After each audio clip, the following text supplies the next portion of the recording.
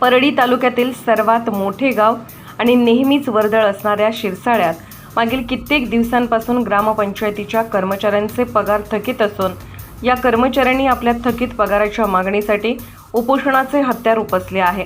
8 दिवसापासून ते उपोषणास बसले आहेत. आजचा उपोषणाचा त्यांचा 9वा दिवस आहे. सुमारे 13 कर्मचारी या उपोषणात असून त्यात साधारणपणे 7 महिला आहेत. मात्र अद्यापही त्यांच्या उपोषणाची प्रशासनाने दखल घेतली नाही अशी खंत त्यांनी अतुल्य महाराष्ट्रशी बोलताना व्यक्त केली.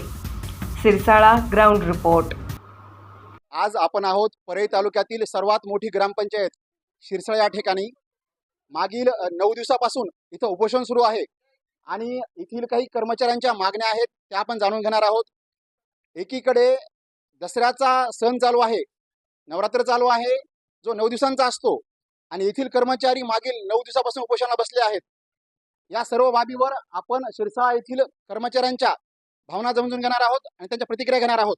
काय तुमच्या मागण्या आहेत? आमच्या मागण्या म्हणजे आमचं सर्वप्रथम वेतन अदा करावं. वेतन अदा करेपर्यंत आमचं आंदोलन संपणार नाही. तुमचं एकूण वेतन किती आहे? एकूण वेतन आमचं 30 लाख रुपये आहे. अच्छा. आणि त्याबद्दल तुम्ही काही वरिष्ठांना संपर्क केला? वेळोवेळी वरिष्ठांना आम्ही पत्रव्यवहार केलेला आहे, अवगत केलेला आहे, पण आम्हाला वरिष्ठांना आमच्या पत्राची किंवा निवेदनाची दखल घेतलेली नाही. तुम्हाला या आंदोलनादरम्यान कोणत्या कोणत्या वरिष्ठांनी भेटी दिल्या किंवा त्यांचं म्हणणं काय आलं त्यावेळेला भेटी दिल्यानंतर? विस्तार अधिकारी पंचायत समिती परळी, माननीय गट विकास काय नाव काय पंचायत त्यांचं समिती विस्तार परळी, अधिकाऱ्यांचं? विस्तार अधिकारी साहेब यांचं भतानी साहेब ठीक नाव आहे, आहे ठीक आहे. आणि श्री नागरगोजे साहेब गट विकास अधिकारी यांनी चर्चेच्या फेऱ्या केल्या, पण त्यामध्ये तोडगा अद्याप निघालेला नाही. अच्छा, बरं. या उपरही समजा आणखीन जर ह्या मागण्या मान्य झाल्या नाहीत तर तुमची पुढची दिशा काय असेल? आमची पुढची दिशा म्हणजे आमचं पुढे आमरण उपोषण करण्याचा आमचं आंदोलन करण्याचा आमचा विराद आहे. एकीकडे आपण पाहतो की नवरात्र चालू आहे, 9 दिवसांचा हा सण असतो.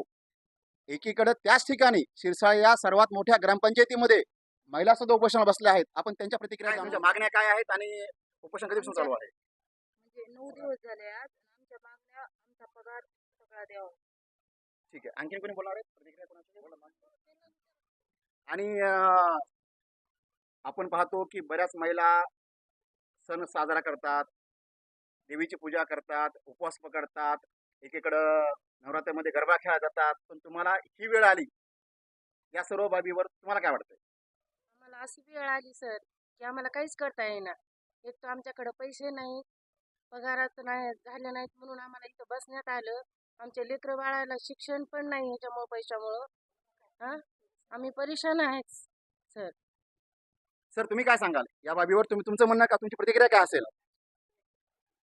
इथून पुढं ग्रामपंचायत कर्मचाऱ्यावर जे होणार अन्याय आहे, हे अन्याय थांबवावा आणि कर्मचाऱ्याला न्याय देण्याचा प्रयत्न करावा आणि कर्मचाऱ्याची वेळोवेळी पगार प्रत्येक महिन्याच्या टायमाला द्यावी. आज 30-30 लाख रुपये जर कर्मचारी राहत असतील, त्यांनी आज काय उपजीविका कशी भागवावी, त्याचा संसार कसा चालावा, कुणाचे लेकरं दवाखान्यात आहे, कुणाच्या घरच्याचं दुखू लागलेलं आहे, त्यांना आज पैसे नाहीत, लोकांचे 10 रुपये शेकड्यानं 5 रुपये शेकड्यानं पैसे काढून दवाखाना भागवा लागायला आहे.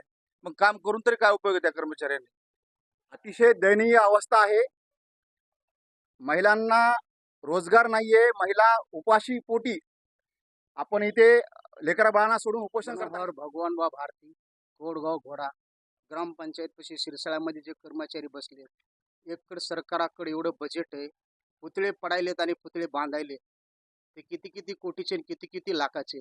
आणि एककडे काम करणाऱ्या कर्मचारी वर्गाला जर पगार देत नसेल तर ह्या सरकारनं असं निवेदन करायला, अधिवेशन असतंय, जे मासिक त्यांची बैठक असते, साप्ताहिक बैठक असते, ह्या बैठकीमध्ये ह्यांचं प्रत्येक महिन्याला प्रत्येक तारीख ठरवून देऊन सरकाराचं काम आहे हे. आता जे सांगतात की सगळे की आम्ही सरपंच लोक काहीच करू शकतो, सरपंचाच्या हातात असतेच काय? हे केंद्र सरकार, राज्य सरकार जे असतील ह्यांनी प्रत्येक महिन्याला ह्यांचं टार्गेट देऊन 1 तारखेला किंवा 5 तारखेला जसं की इतर कर्मचाऱ्याचं पेमेंट होतंय, तसं ह्यांचे ते 30,000 जे 30 लाख जे रोखलेत, ते 30 लाख रुपये ह्यांनी कमीत कमी 3 दिवसात तरी ह्यांनी सरकारनं दखल घ्यावा आणि यांचे लवकरात लवकर मार्ग लावा. तुमचं म्हणणं काय आहे? आज जे उपोषण चालू आहे त्याच्यामध्ये कर्मचाऱ्यावर उपासमारीची वेळ आलेली आहे. कर्मचारी गेल्या 5 वर्षापासून परेशान आहेत. कोणताही सरपंच आलं की ते म्हणतो की मी त्यांची काळाची पगार करणार नाही. तिसरं सरपंच आलं ते म्हणतो मी त्यांच्या काळाची पगार करणार नाही. अशामध्ये ह्यांचे कमीत कमी 30 ते 35 लाख रुपये ह्यांचे थकीत झालेले आहेत. आज सर्व कर्मचारी आज सणासुदीचे दिवस असताना सुद्धा आज उपासमारीची वेळ त्यांच्यावर आलेली आहे. त्यांच्या बाजूने आम्ही विरोधक म्हणून, माजी सरपंच म्हणून मी सदैव त्यांच्या पाठीशी उभं राहणार आहे आणि सदैव राहील.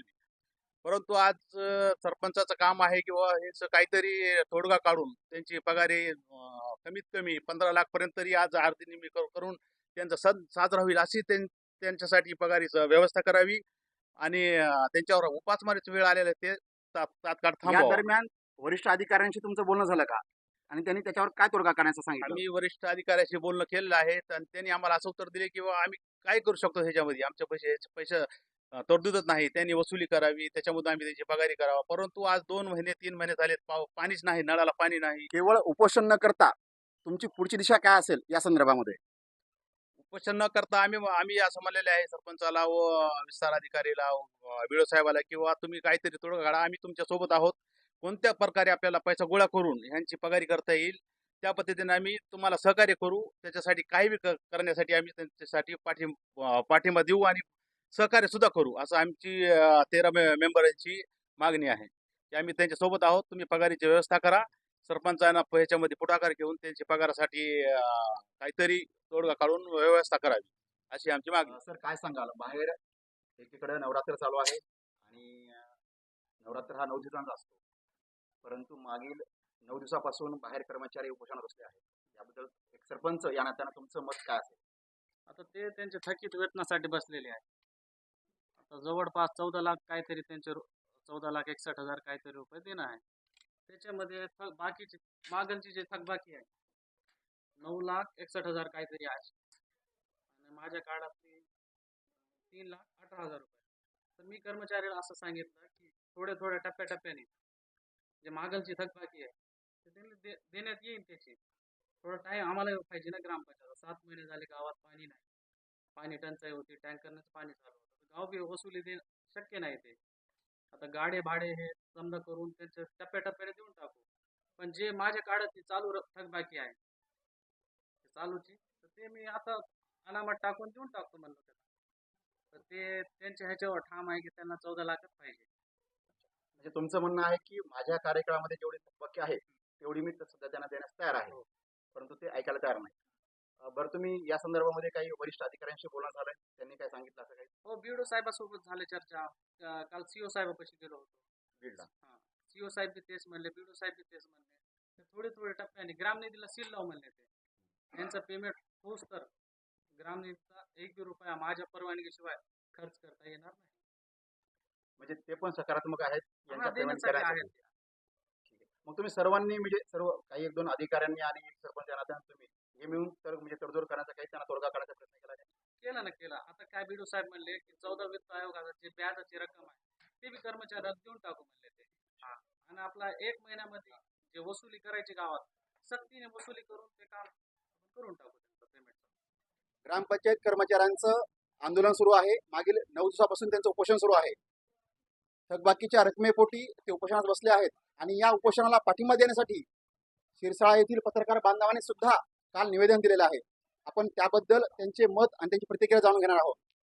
सर काय सांगाल, काय आपली प्रतिक्रिया आहे आणि काय कशामुळे निवेदन दिलं या गोष्टीबद्दल? सिरसाळा ग्रामपंचायतचे जवळपास सर्व कर्मचारी थकीत वेतनासाठी गेल्या 9 दिवसापासून आंदोलनाला बसलेले आहेत. सिरसाळच्या इतिहासामध्ये हे आंदोलन पहिल्यांदाच एवढ्या मोठ्या स्वरूपामध्ये झालेलं. मुळात अल्प दरामध्ये, अल्प पगारीमध्ये काम करणारा हा कर्मचारी वर्ग कुठेतरी आर्थिकरित्या खचला जात आहेत, कुठेतरी त्यांना आर्थिक अडचणी येत आहेत. म्हणून थकीत वेतनासाठी हे कर्मचारी आज आंदोलनाला बसलेले आहेत. ह्या आंदोलनाला 9 दिवस होत असताना ह्या आंदोलनाचा तिढा खरं तर सुटायला हवा होता. दोन्हीही गटाने एकत्र बसून ह्या आंदोलनाचा मार्ग काढायला पाहिजे, परंतु तो मार्ग अद्याप निघाला नाही. म्हणून पत्रकार संघाने, आदर्श सिरसाळा पत्रकार संघाने याची दखल घेऊन या समर्थनार्थ सिरसाळा बंद करून एक समर्थन दर्शवण्याचा प्रयत्न केला. आपण पाहतो की शक्यतो पत्रकारांचं कर्तव्य असतं की बातम्या घेणं, व्हिजिट देणं आणि बातम्या करणं, परंतु अशी काय वेळ आली की जिथे पत्रकारांना सुद्धा या आंदोलनामध्ये उतरावं लागलं. आपण बघतोय या कर्मचाऱ्यांना एवढं मोठं आंदोलन करावं लागतंय त्यांच्या थकीत मानधनासाठी, त्यांच्या हक्कासाठी.